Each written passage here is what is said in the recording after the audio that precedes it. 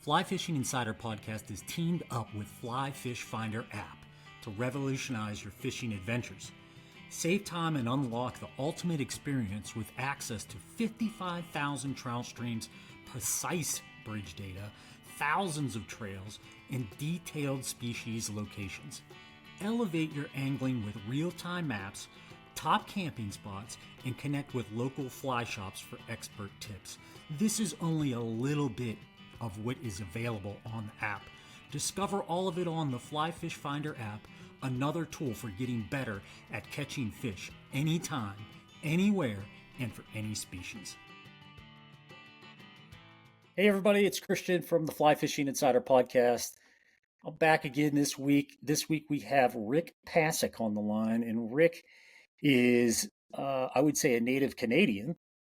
And he has recently moved on in his career and life and is living a little more of a vagabond life in Mexico for a little bit and traveling. So fantastic transition for you, Rick. I'm really psyched for you. You've got some exciting stuff. But today on the show, we're going to talk about how you took your stillwater and standard fly fishing practices and then moved to Mexico and started doing more and more salt, what you kind of learned from that and how that's transition is gone. And we're going to talk about your fly tying tips. You're a fly tyer. In fact, you have, the FlyFish Fanatic YouTube channel. And it has tons of great fly tying videos. You give some really good tips. I love the tips you give that they're repeatable and it's like every fly. Like, hey, when you tie off your fly, it's always at least 3 whips with 3 finishes in it. Make them super durable, et cetera, et cetera. So you've got some great stuff going on there that we're going to talk about as well.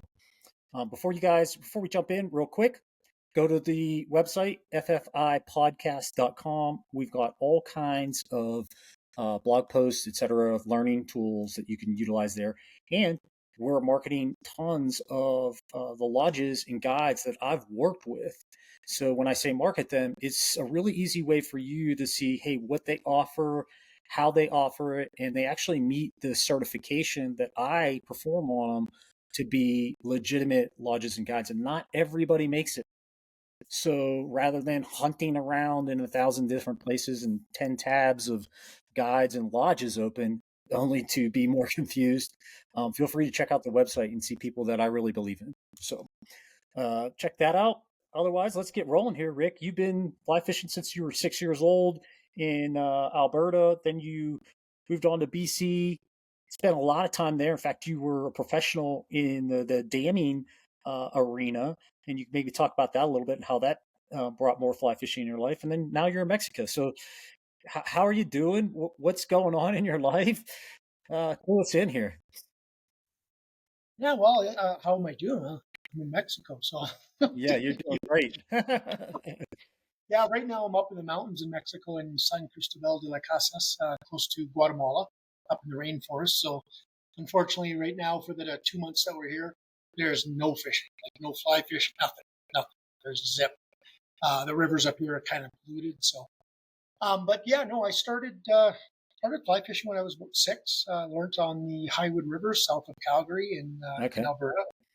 My dad was a avid fly fisherman, built his own rods, bamboo rods and stuff. So I got taught by him, and then I was mainly a river fisherman until we moved away from Calgary to Vancouver, and then I met some buddies and stuff, and their dads were all lake fishermen, and so I started going with them on the weekends here and there, and learning how to stillwater fish. Yeah.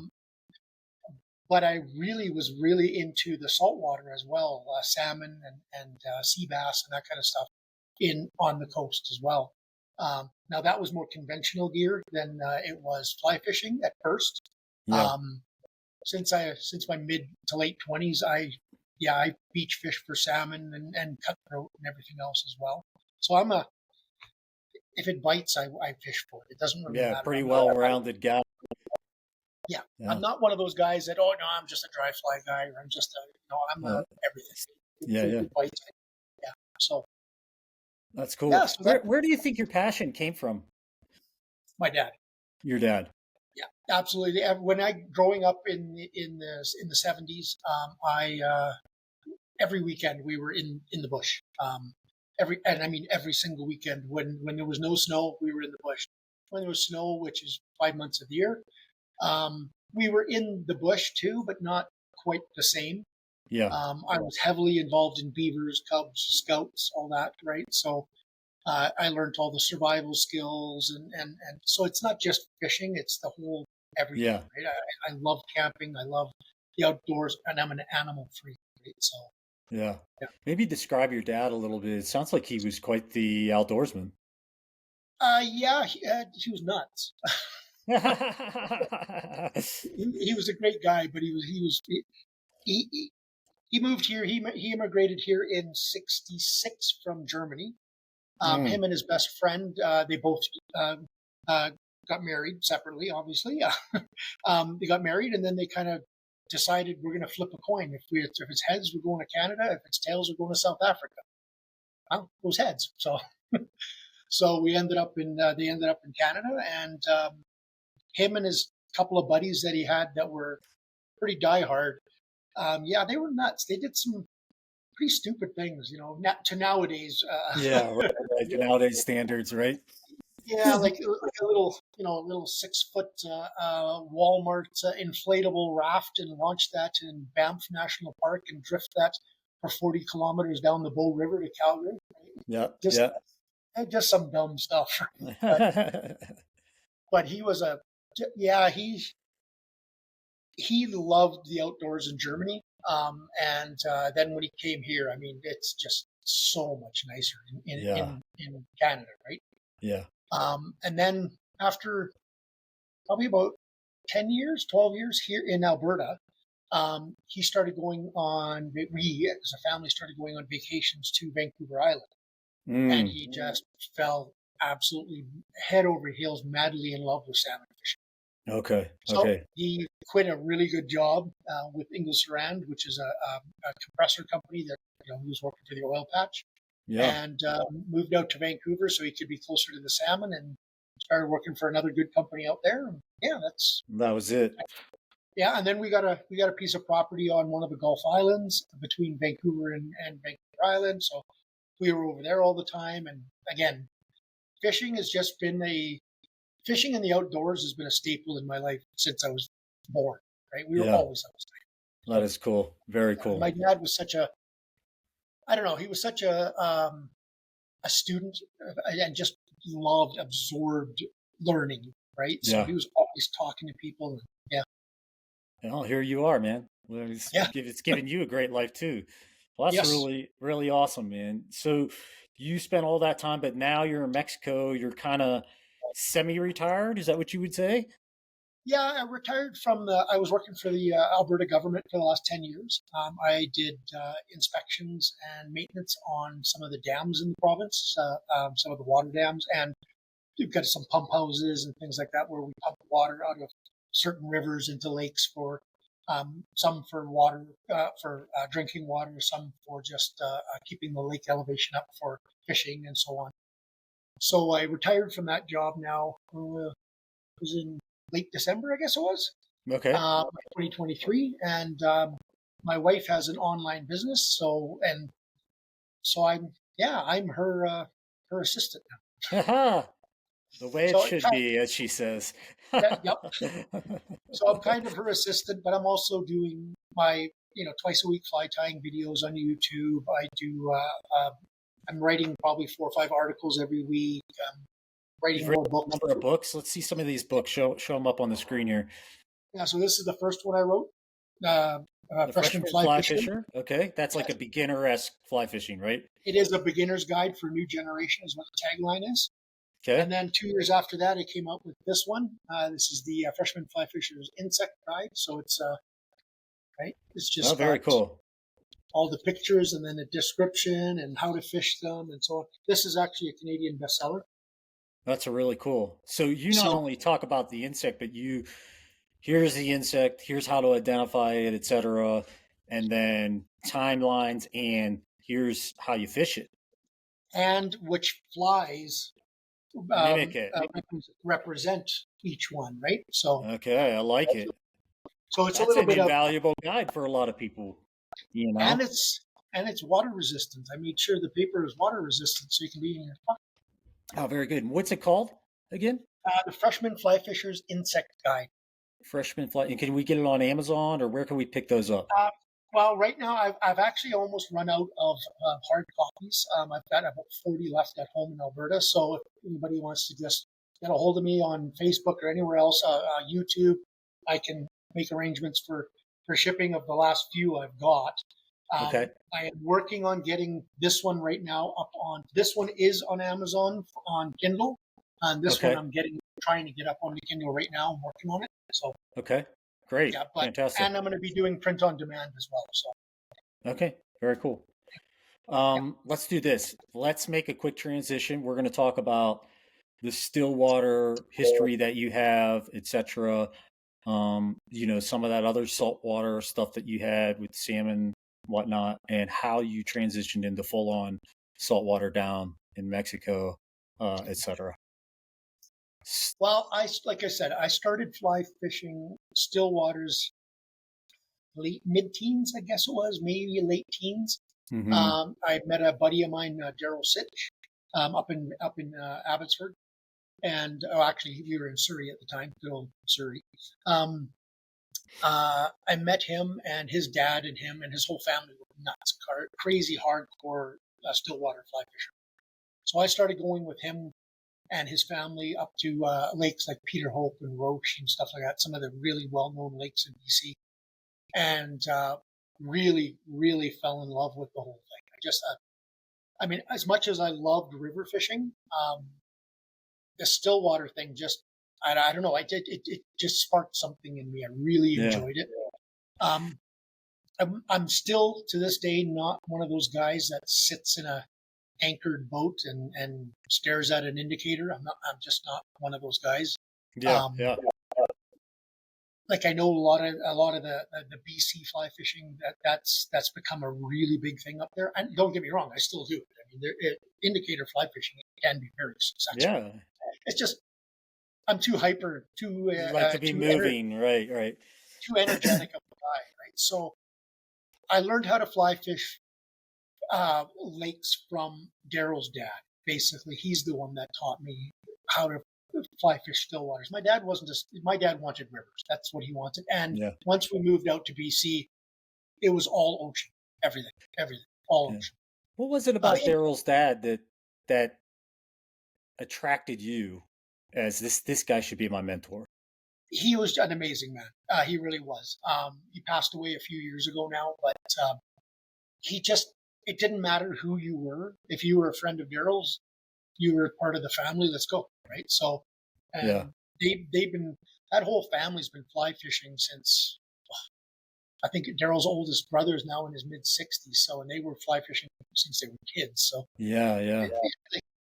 I've seen hundreds of pictures, and every time I went over to his house, there was stuffed fish up on the walls and stuff. So it just got me going, right? So, Yeah. um, after a few years of learning from him, and then starting to go, I got my own car and started going out on my own and in the lower mainland of Vancouver and to the little lakes around there, and then do weekend trips up into Kamloops, which is like it's God's country for fly fishing lakes, Right. Right. right? So yeah, Daryl's dad was a it for the Stillwater end of it a very big influence for the Stillwater end of it, right? Yeah. And then What I just what did absorbed. he teach you? What are some of the techniques that he taught you that you can go, man, it was just invaluable? You know what? Honestly, I don't know if he taught me a ton of techniques. Some tying stuff, some tying tips, and my dad was a tyer as well. So, but I think more than anything was the patience, Hmm. which is something I really lacked when I was a teenager because I'm Gung a hyper ho, guy. right? I'm a hyper guy now. I was nuts back then. Right. So, but yeah, I think it was the patience and and something that I preach, let's call it a lot, is the observation skills. Hmm. Watching what are the fish doing, what are the insects doing, what is the weather doing, what has the weather done, that kind of stuff, highs and lows in the barometer. what time of year is it? What's the temperature of that? That being observant of what's happening teaches you what the fish will be up to, right? So And that's a lot of people on the show, they talk about it just like that. Observation. They talk about observation. You just rattled off a handful of things, and they'll do the same thing. They'll rattle off a handful of things. Can you dive into that into some detail of like this is why I like to see this, or these are things that I see and why, etc. Because I I think people would really like to sometimes have a better understanding of that. And you sound like you have a really good grip of it. well, I put it this way: when I get to let's say I'm getting to a new lake in Utah, where you live. Hmm. I'm getting to a new lake. First thing I do is I go down to the shoreline. I don't even my rods, my reels, my boat, everything does stays in my truck, stays in my vehicle. I go down Hmm. to the shoreline. I always, I know this just an anal thing that I do. I always wash my hands in the dirt and mud and water of the lake I'm going to, so I smell like the lake. Mm. That's one. Two, I observe. I insect activity is for the fly fisherman key, right? If you, it's a saying that I've had for many years when I teach my courses, and that is, if you are a great caster and you can cast a 100-foot fly line, I can only cast 30 feet. I know the insects and you don't. I'll outfish you 100 to 1, Hmm. right? So it's a big one. You need to learn the insects, watch the insects. So that's a big thing. I'll sit on the shoreline and I'll just watch. I'll watch and see what's moving around. Are there fry moving around? Are there dragonflies hatching, damselflies hatching? Are they just scurrying around the lake bottom? Are there leeches in the lake? What kind of substrate do we have? Do we have marl bottom? Do we have weeded bottom? What kind of weeds? What color? Um, Hmm. it's all this stuff that I'll bring in before I even get onto the water. Then, if it's a relatively small lake, I'll get out onto the water. I'll throw a one rod or two, depending what you're allowed in certain areas, um, out with one with a floating line, one with a slow sinking line, and here's the bad word, I'll troll all the way around the outside of the lake if I can. And I'm Hmm. looking and I'm making mental notes. Oh, there's a drop off there. Oh, there's a marl shoal there. Oh, there's sunken logs there. That Hmm. kind of stuff. Oh, there's a real good, shallow feeding area. I'll make notes of that, and then I will, as going around, I'm paying attention to what's hatching, what's flying around, how are the fish acting? Are they just barely surfacing, or just seeing the back out? Are they exploding? Or do you see no fish activity? It'll tell you, hey, no fish activity. I'm going to be a little deeper, little surfacing. Probably emergers are taken. Big Hmm. explosions are taking dries. So then that'll tell me where to go fish, whether that's, oh, I need to fish that drop off, or I need to fish that sunken log or whatever. So Hmm. Yep. it's just paying attention to what is happening around you.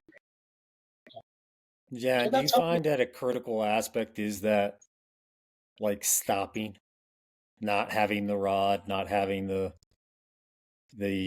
gear, etc. Just really just taking a minute to sit down or walk and look. 100%. It's something I do even at lakes that I really know, because like there's a lake in northern Alberta that I just absolutely love because it's got tigers, browns, and rainbows in it, and all up to about 10 pounds. Mm. So it's a wicked lake. But every time I go, I want to see what's going on, because early in the spring, there's certain things that are moving and stuff, right? There's not going to be a lot of bugs and stuff that are hatching. It's too cold. So Yeah. they're fry bashing. They're going after small fry. They're going after leeches. They're going after dragon nymphs, that kind of stuff that's down lower, right? Hmm. Um, so yeah. For me, it's key, and it's that is, I can say, one of the tips and tricks that I learned from Daryl's dad was just chill, leave your stuff alone, go take a look, go play, right? Yep. So, and actually, my dad taught me the same thing in the rivers. A lot of times we'd have two pieces of hockey stick with a piece of net between it, and the guy would go upstream and kick the rocks, and then you'd catch the bugs in the, Yeah. so you could take a Your look. little Okay, let's scene. Yeah. Your scene. Yeah. seeing what's there, right? Oh, there's mayflies, there's stoneflies, oh, there's hellgrammites, right? So gave you an idea of what was going on. How have you applied that observation style technique to your saltwater fishing? Because you went down to Mexico in these areas, and I'm sure you're like, I've never been here before. I have no idea. Well, first of all, I've saltwater fly fished since I was 15, but it was always in BC, right? So it was for flounder and for sea run cutthroat and salmon and that kind of stuff, right? Yeah. Like I'd go throw a crab trap in off the dock, and then I'd go and work the beach for a couple hours for whatever, right? And then go back and get the crabs and go home and eat. Yeah. Um, so I can some of that saltwater from BC I can adapt to here. Obviously, bigger gear, bigger tippet, bigger. Um, but I'm also, like I was saying earlier about my dad, I'm a student of fishing, right? So as soon as we started making up our minds that this is what we were going to do, if we were taking this route, and then, okay, I'm like online and I'm looking, okay, I can stop here and fish, and I can stop here and fish, and oh, then I watch videos of guys, and oh, they're beach fishing from Mazatlan. Okay, what are they using? Yep. So I just absorbed for probably about a year Before you even and started. Yeah. Hmm. before we even started. Yeah, as soon as we made the decision that that's what we were going to do, I just my my focus shifted from, which is a kind of a good thing because it was winter time anyway in Alberta. Right. Go Right. stillwater fishing in the winter, so Right. And winters are long in Alberta. and I'm not crazy enough to go ice fishing. It's not my thing. Mhm. So I spent a ton of time, just tying up saltwater tarpon Yep. type flies Cockroaches and things like that. Okay. and lots of shrimp and lots of big bait fish patterns and things like that. And then once I got down here, I started talking, well, signing because I couldn't speak Yeah. Spanish very much, with other fishermen that were there, and just learning and seeing what they're using. And there's not a lot of um, uh, Mexican fly fishers, but there's a Hmm. lot of fly fishers down here from the U.S., from Canada, from Europe, and I just started. I met a fellow actually in south of Puerto Vallarta. He was from Hungary or Poland, I can't remember. Mm. And he showed me his setup that he was using. And like I couldn't even have thought of it. It was like a almost like a hopper dropper setup, but with the popper on the top for saltwater, and then 3 feet down a little fly, 3 feet down a little. And Yeah.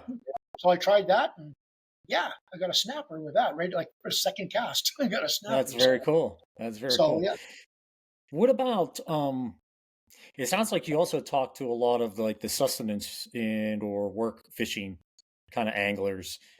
Not fly fishermen, but they're fishermen. And what did you look, learn in those areas? again, you start learning where the fish are, right? Because I mean, Hmm. it was something for me that just because I read or watched videos on Baja or whatever, and where how they're fishing and what they're using, I didn't know how to read the water, right? Hmm. I knew how to read still waters. I mean, I knew how to read rivers. I mean, that's something I've done since I was 6. But I had no idea what to look for. I looked for those wave breaks and look for the big one down here is pelicans. Watch for the birds. If the birds Hmm. are dive bombing, there's bait. If there's bait, there's other fish. Yep. Yep. That's the big one for me. But just learning also what species are where. If you're fishing off the rocks somewhere, off of a point, off the rocks, there's not going to be as many roosters or dorado or whatever. You're Hmm. snappers and the barred paro and that kind of stuff. On the beach, you're going to get less snappers and barred paro, but you're going to have the opportunity for roosters or bones or that kind of stuff. Snook So, and yeah, etc. snow, depending where you are, right? Yeah. Reds, depending, in the ocean. Um, it all depends where you're fishing and learning to read the water, right? So Hmm. it's something that I'm still doing. I'm by no means a professional in the salt at all. I'm still learning, but I'm also not afraid to throw a spoon, right? If Hmm. I'm if in Puerto Vallarta when I was there a month ago, I was there for a month. The waves were so massive that there was no opportunity for fly fishing, not off Mm. beaches. So I was chucking spoons, and I got myself about a 30-pound Jack Trevally on the spoon. Oh, awesome. Yeah. Yeah, And that's a they got nice some fish. snappers and some other stuff, right? So it's fun.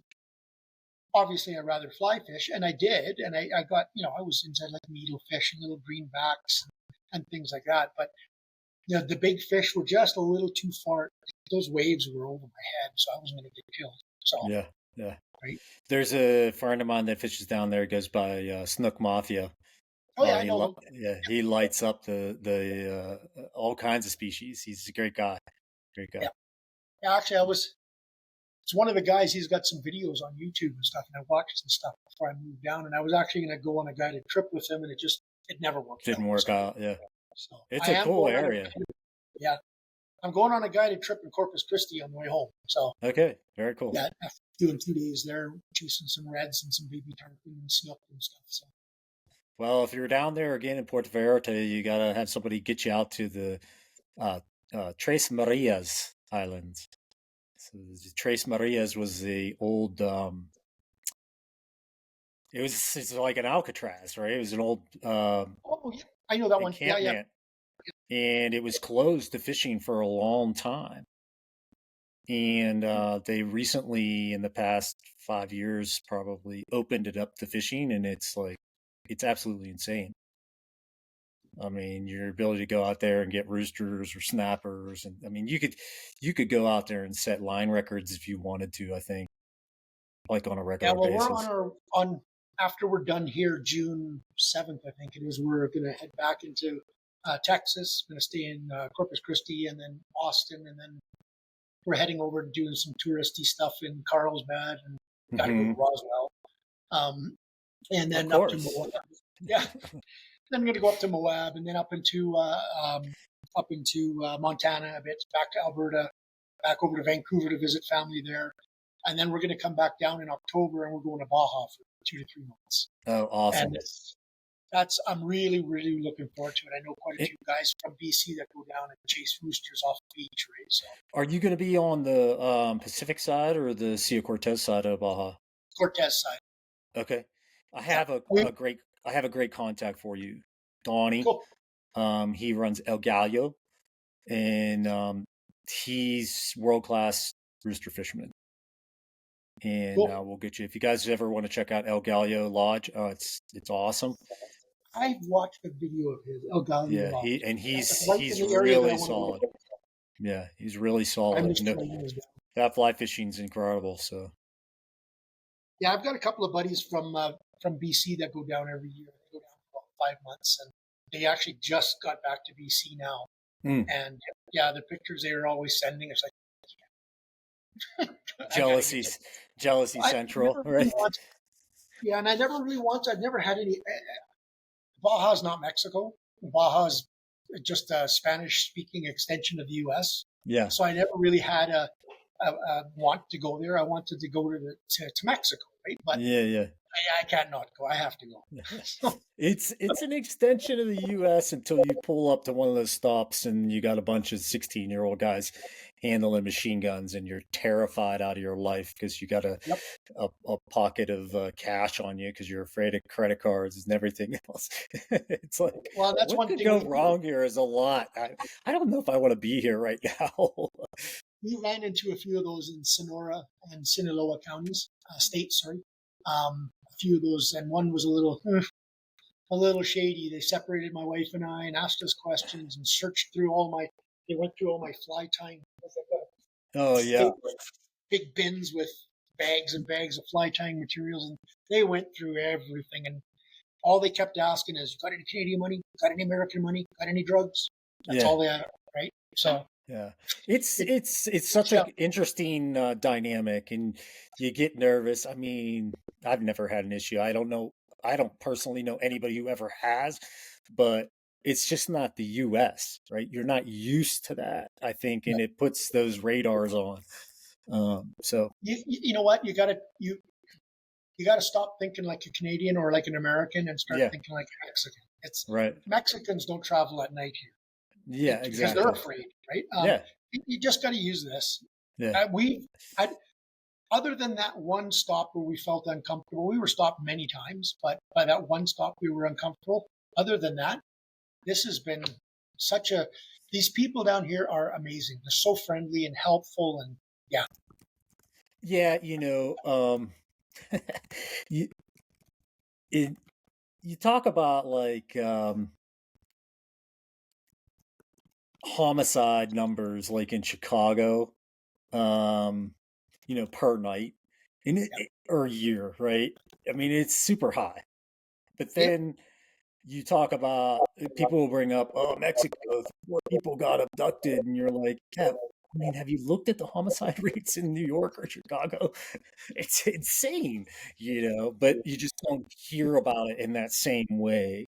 So it gets well, different. it's home, right? Yeah. It's this is not home, so you're not you don't feel as secure here because it's not home because you don't know it. It's foreign, right? Um, but I tell you, I think I feel more secure in any town we've been than I would in Chicago. Yeah. Yeah. I So, mean, I think it was, there's like, I don't know, 25 to 3,500 shootings per year in Chicago. Chicago. That's yeah. just a little city, right? Tijuana's one And I I'm wouldn't. not bagging on Chicago. Chicago's an awesome place, but like it just is an example. But so No, for sure. I guess we digress here with this Yes, we conversation did. because it's not. So It's all you've part. that's right. You've done this Mexico thing, but you started in the saltwater, but you're up in the mountains and there's rivers and stuff too. So you're doing some river stuff too. Have you been fishing for some other native river Not stuff or here. no? Yeah, No. no, not here.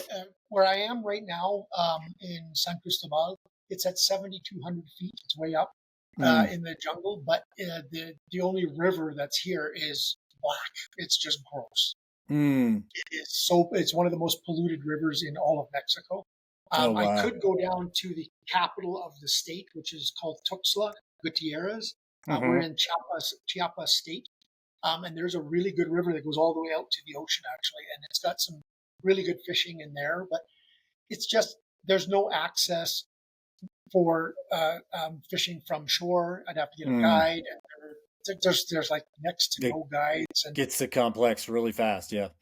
it does. So I just when we decided to come here, we really fell in love with this place. It Mm. is phenomenal. It's full of culture, Mayan, Aztec.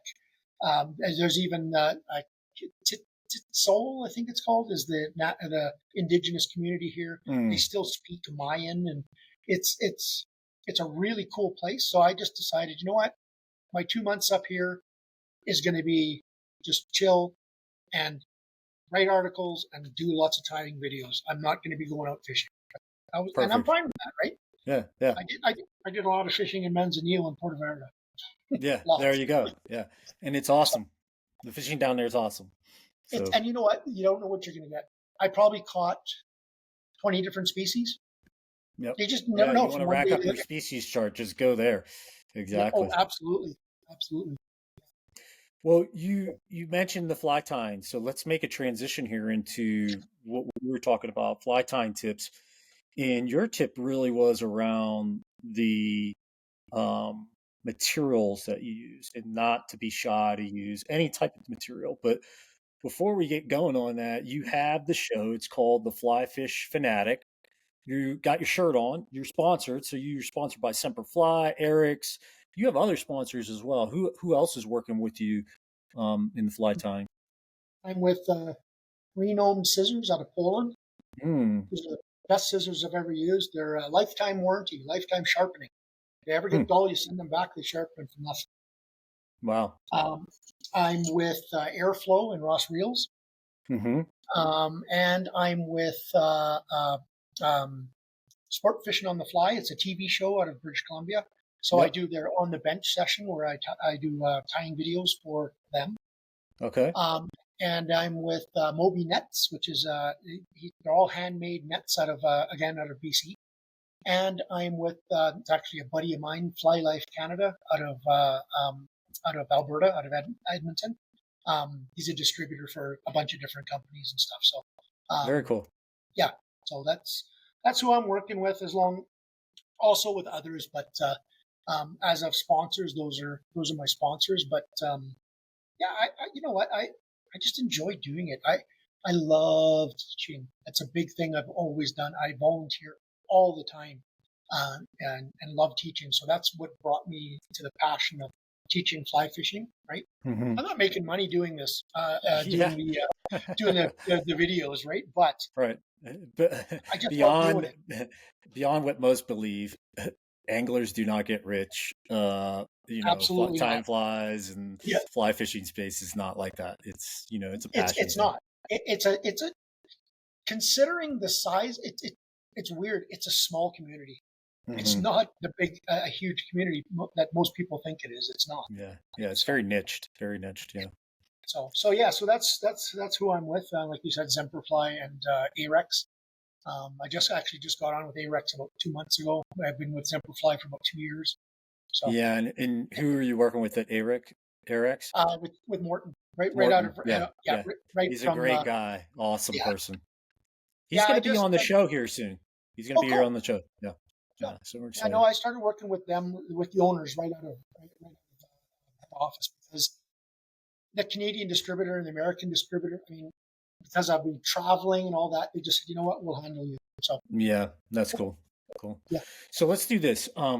You talked about materials and the importance of materials. We're going to get to that. Before we do that, I noticed on your channel when you tie, you have, I mentioned it before, a number of things that you really recommend. Hey, it's probably best to always do these types of things to make one, your flies look good, two, to make them very durable, and then three, you have like specific techniques. Like these are important to do. Can you walk through well, some of the for some? I think it's applicable to both people who've been tying for a long time, people who are just maybe starting to think about it and learn. hey, I'm working right now. I'm fortunate to be working with some of the best fly tyers on the planet. Guys like Lindsey Simpson and Hans Van Klinken, and there's just so many guys that are.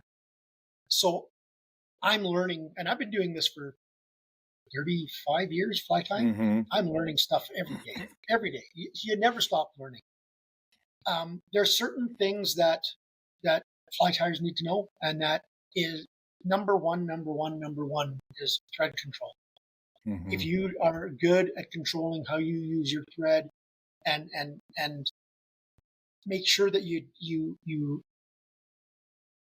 know what you're trying to accomplish, whether it's a thin bodied fly or a thicker bodied fly, and whether you're going to need to crank on that thread, so you need a stronger thread, so on and so forth. That's absolutely key. Nothing frustrated me more when I was learning that I was breaking my thread all the time, because Mm-hmm. I'm a millwright by trade, so I was like, Yeah, right, right. so that's one. Let's talk Um, about that in detail. So, when you say thread control, I think of you have to have enough control to be able to do touching turns, to be doing palmering turns. Your bobbin should be at the right tension. You shouldn't have a lot of length of line outside of your bobbin. The shorter, yeah, sometimes the better. The other thing is things like um, spinning your thread so that when you wrap your thread lays right. A lot of people don't know flattens. if you spin your Yeah, thread, it will want to loop one way or the other way, and you can have it fall onto a piece of material or off of a piece of material, etc. What are yeah. some of the other things that you think about when you talk about thread control? Well, like you hit most of them there. Touching wraps is one big thing, right? The big one, and I admit I don't do it all the time, just because, especially when I'm tying for myself, I get into that mode and just go. But the big one, that I actually learned from a master fly tyer, Gary Hankey out of Alberta, is you tie in your tail, you do a half inch. You A tie half in your inch. body, you put in a half inch. Every stage that you do, you put in a half inch. Mm, Because if something falls apart, it only falls apart to the last half inch, hmm. right? Yep. So I'm that's a like big. you. I know I should do I that don't. here and there. Yeah, I do it at specific points though. Like for example, after I wrapped um, a hackle, yeah. I'll put a half hitch in because I'm like, man, I don't want to lose that hackle and then have to start over. I do it anytime I'm doing anything slick, anything that's slippery with deer hair, Yeah, hackles, yeah, some synthetics. I always try to remember. I don't always do it. It's a yeah. bad habit that I got into years ago. Again, this is like I said, learning. I just learned this reasoning from Gary probably 7, 8 years ago, right? So it's 30 years of doing it one way, and you're trying to, just like a golf swing, right? Once you've got a Yeah, bad golf swing, you've yeah, got a yeah. bad golf swing. So it's a habit I try to get out of. Um, the other is not only the control of the thread, but having a good thread, making sure you're Mm, not trying to use some sewing machine thread or something, right? yes. Using a good Or a GSP, thread type, right? Yeah, yeah, yeah. GSP nano silk or a classic wax or wax thread. They're used for different things, right? Mm-hmm. I would not use I don't use nano silk or a GSP much when I'm doing spinning, deer hair spinning or whatever, Mm-hmm. because it's sharp, it cuts, right? So and Yeah. you need to crank on that stuff. So I'll go towards a 3/0 thread or something like that instead, like a regular thread. Um, the nice thing with the GSPs and the nano silks are when you flatten them, they're so easy to split, like the split Mm-hmm. thread. Oh, and I love doing split thread techniques for my dubbing. I do it all the Yeah, time. it's like a dubbing loop, but it's a split thread, right? I Yeah. mean, So doing that with a good GSP, I find the Semperfly Nano Silk is the best that I've used. Now, I am sponsored by them, but still, yeah, I'm a type of guy that I don't talk about materials that I don't like. Like if I don't like something, I'm not gonna yeah, put my name in front of it, right? So, right, right. but that nano silk is for me. I've called it a game changer many times, and it Yeah, is. it's That super it's strong, and yeah, I also agree. Like when you have that flat thread that you could split and put a dubbing loop in. Well, dubbing in, it's not a loop. So a flat thread versus a looped dubbing. It's really critical on especially like very small leeches and things like that, where I build a yeah, body and you don't want all this bulkiness because if you use a loop, your bulkiness starts to go up pretty significant really fast. And then on top of that, what you're doing is you're impeding the gap of the hook with the material, and that's so critical to understand. People think like, oh, it's the way the fly looks and it's this and that, and it's like, no, this is a whole combination of building a fly. If your gap is too small, you're not going to get the bites right, the fly's not going to move correctly, yada yada yada down the line. So yeah, I love that and little technique. I totally agree with you. Like knowing which hook to use for which pattern. I Hmm. mean, you're not going to use a small gapped dry fly hook for a big leech, Yeah, right? I mean, it just doesn't knowing work. that, no, but keeping I don't know if you guys can see it, but keeping a Oh nice yeah. thin body on a buzzer, right? I mean, Yep. that's why I use the nano silk so much because it man, just covers and Disappears. Yeah. it almost disappears exactly, right? Hmm. Keeping it thin. Then when I'm The other doing a thing bigger one is, like this, I'm not right. yeah, yeah, yeah. So now I'm using that's a standard like saltwater cockroach, right? Love it. so, and I'm just using thicker. Either I still use nano silk, but I'll use like a 3/0 nano silk or a 6/0 nano silk. This is an Hmm. 18 here, right? Yeah, real So, thin. and I'll even use the 24/0 quite often, right? To get Hmm. that thin body, and just building a fly. There's there's a book that came out a couple of years ago, and I highly recommend it to anybody that wants to learn how to fly tie and fly fish. Hmm. And that is The Feather Mechanic out of South Africa, Gordon van der Oh, Spate. okay. That man is a absolute genius when it comes to tying flies, keeping things looking like the insect, but not a not an imitation. You know what I mean? It's Yeah. not exactly looking like it. It's more of a form. His big thing that he always says in it: form follows function. Right. So you want to have movement and silhouette. That's the two biggest things. Yep. You want movement in your fly, and when they're looking up, you want that silhouette to match. It doesn't have to be, you know, Yep. realistic. It just needs to have that silhouette. So, and that's something that if you watch any of my videos, I'm huge on that. Is using silhouette and having lots of movement in my flies. Other than, brontomids. I always say use OSSCP: observation, silhouette, size, then color, and then concentrate on presentation. Yeah. If you do those things in that order, you're set. Totally agree with you. And even more in rivers, right? Because Yep. in lakes they've got some time to take a look at it and swim around it. Right. In rivers, it's floating by. They got to make a decision now, right? Yeah. So test everything is their huge. mentality. Yeah. That's huge. That silhouette is massive in the rivers. I'm a big I'm a wrap counter. I had a buddy of mine who was a tire, and he tied, tons of flies over and over, the same things. And he said to me, "Oh yeah, I know exactly how many wraps I need in each stage." And I started doing that, and it did two things for me. One, it made my flies really consistent. The other thing it did for me is it made it very rhythmic and very calming, because I was almost counting. 1, 2. Okay, 1, 2, 3. Okay, 1, 2 again. Okay, now I'm going to do 2 wraps, and then I'm going to do a half hitch and a half hitch. I'm going to finish this way. Do you do that as well? No. Okay. I do for my final whip finish and stuff. I always do I almost always do 2 sets of 3 when I'm doing leeches and stuff, where I'm really going to brush out that dubbing and stuff with Velcro. Then I'll do 3 sets of 3, because often you'll pull one set out. That's right. Accident, right? So I just want to make sure. I'm not a thread counter. Again, getting back to Gary, hardcore thread counter, but he's also the only Gaia certified fly tying instructor in all of Canada. Right? So he's hardcore into the nitty gritty. I tie fishing flies. I don't tie fancy flies. That's not who I am. That's not who I'll ever be. I'm too hyper for that. I get so dialed on.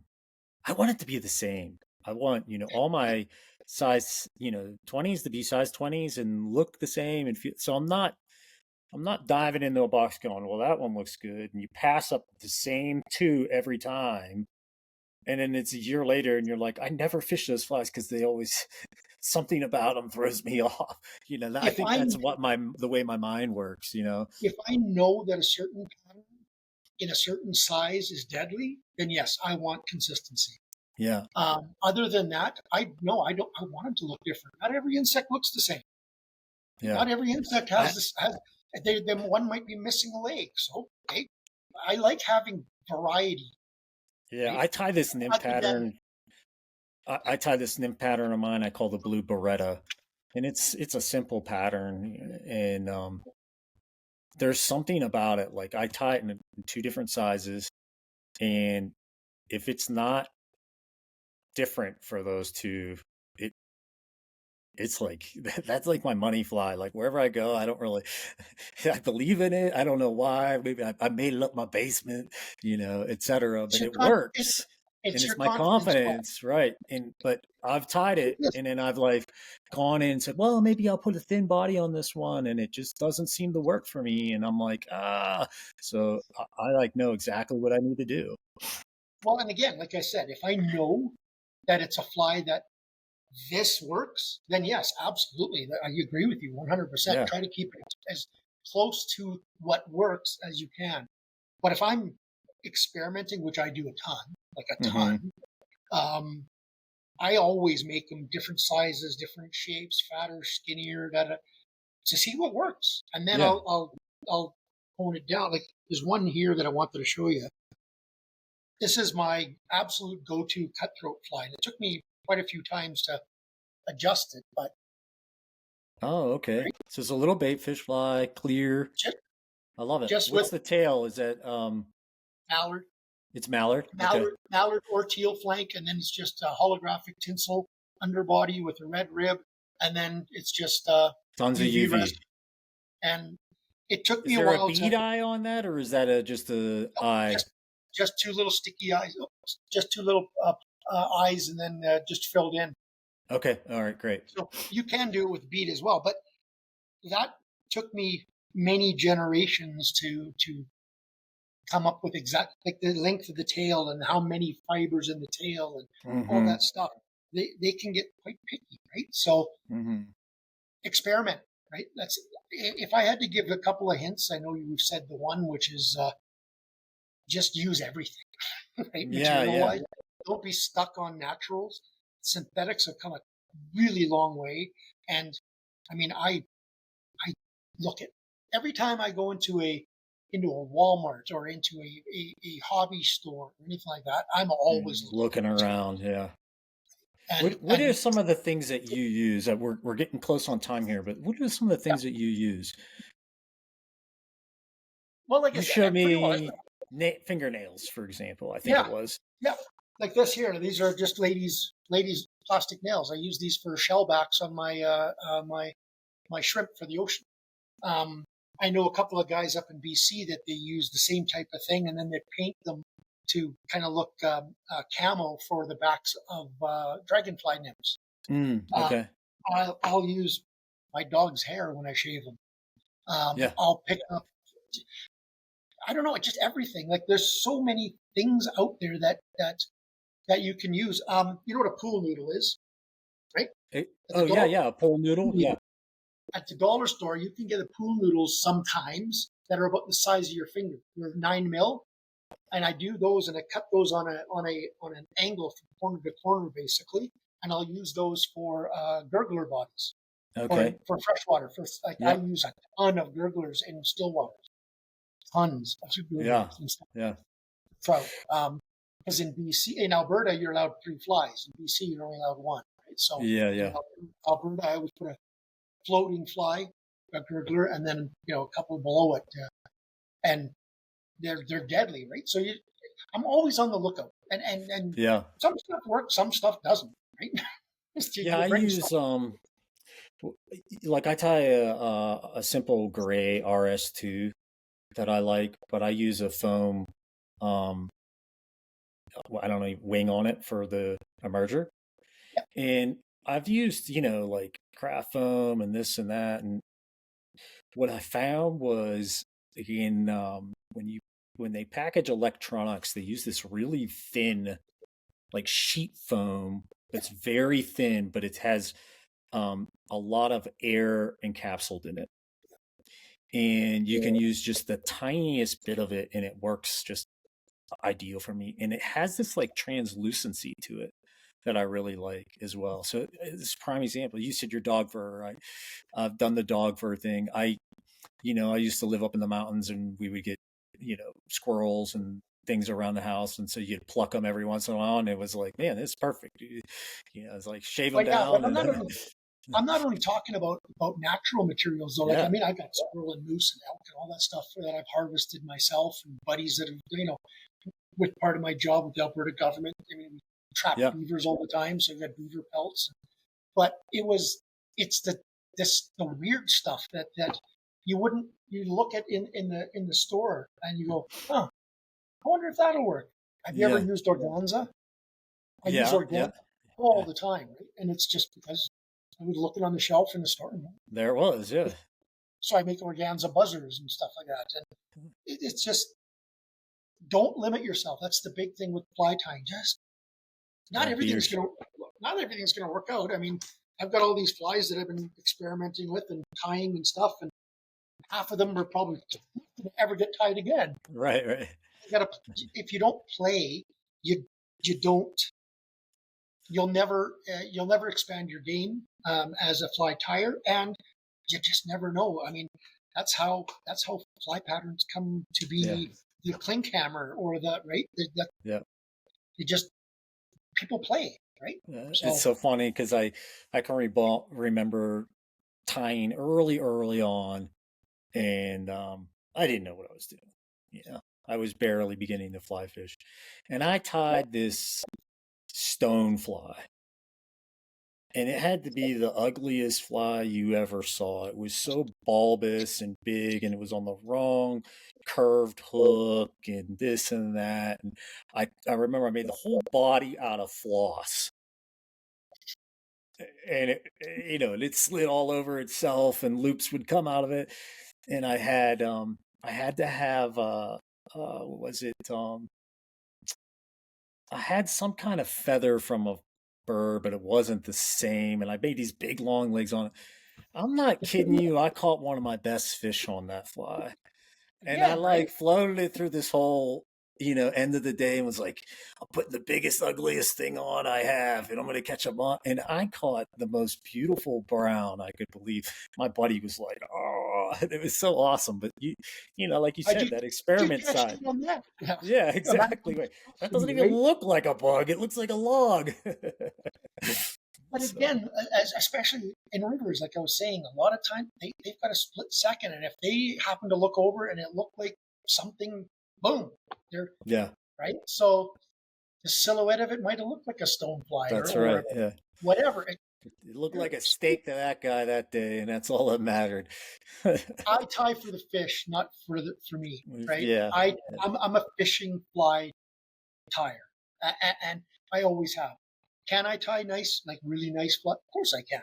Do I want to? No, no, Yeah. it's not my thing. I've really gotten into the old school English British fly tying. Mm, I do a lot of wet flies, a lot of spiders, mm, a lot of dabblers and crunchers and that kind of stuff. So the yeah. old school, and I mean they work. People Yeah. just stop And you using talked them. about that silk. That's where, like those spiders, that silk comes in Yeah, handy. Yeah. absolutely, Makes right? them So feel really good. Mm, yeah, and so many times the big mistake I think a lot of fly tyers and beginners do is less is more, right? hmm They try to pile it on because they think it needs to have this bulk and all that. Sometimes, I mean, you look at those spider patterns, probably one of the most successful patterns in history, There's and nothing it's to kind of 'em. like it's black thread and a couple of Hackle. Yeah. and a strip tackle. It's only half of one, Yeah. right? Yeah. Right. Right. You only want like five or six little, Right. And then you get on in there and you're like, oh, I think that's a little too much. Let me pluck these. right? So and it's the same with a lot of flies. Like the Mickey fin is another one which I've actually got tattooed on my arm here, right? And No, yeah. the Mickey fin is one of those flies for cutthroat that you put two or three strands of each colored deer hair on. The three you want like 10 strands total, three different Yeah. colors. That's it. Don't overdress it, Yeah. right? Very So, cool. but Well, Rick, thanks so much for being on the show, man. We learned a ton today. It's great to hear all your adventures. I'm looking forward to it. If you guys want to follow Rick, it's the Fly Fish Fanatic on YouTube. What's your Instagram handle? everything FlyFish Fanatic, whether it's Instagram, whether it's TikTok, whether it's Facebook, it's all the FlyFish Fanatic. Awesome. Awesome. Yeah. Well, get a hold of Rick if you guys have any questions. We'll talk to you guys next week. Thanks for listening to the show. And again, visit the website, www.ffipodcast.com. We'll talk to you soon. Fly Fishing Insider Podcast is teamed up with FlyFish Finder app to revolutionize your fishing adventures. Save time and unlock the ultimate experience with access to 55,000 trout streams, precise bridge data, thousands of trails, and detailed species locations. Elevate your angling with real-time maps, top camping spots, and connect with local fly shops for expert tips. This is only a little bit of what is available on the app. Discover all of it on the FlyFish Finder app, another tool for getting better at catching fish anytime, anywhere, and for any species.